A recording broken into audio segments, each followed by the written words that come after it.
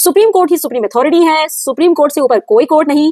ये बात तो हम सब जानते हैं, पर क्या कभी आपने सोचा है कि सुप्रीम कोर्ट के आदेश, उनके दिए गए डिसीजन को भी कभी कोई चैलेंज कर सकता है? अरे नहीं यार, सुप्रीम कोर्ट का आदेश फाइनल है, उनका डिसीजन फाइनल होता है। यही सोच रहे हो ना?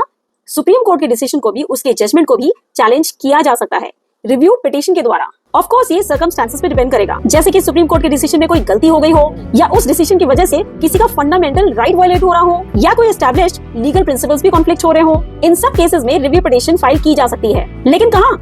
वापस सुप्रीम कोर्ट में ही। जिन जजेस की बेंच ने वो डिसीजन दिया होता है, उसी बेंच को ये अपील की जाती है, और इस अपील का पर्पस होता है उन जजेस से ये पूछना कि कहीं आपसे कोई एरर तो नहीं हो गई है, या फिर किसी पर्टिकुलर इंडिविजुअल का फंडामेंटल राइट वायलेट हो रहा है। अब फंडामेंटल राइट तो फंडामेंटल राइट है, वो कोई भी वायलेट नहीं कर सकता, फिर चाहे वो सुप्रीम कोर्ट का जजमेंट ही क्यों ना हो। ये रिव्यू पिटीशन जजमेंट दिए जाने के 30 दिन के अंदर अंदर जमा हो जानी चाहिए, जिसको सुप्रीम कोर्ट कॉन्स्टिट्यूशन के आर्टिकल 137 के अंतर्गत रिव्यू करेगा और फिर अपना डिसीजन देगा।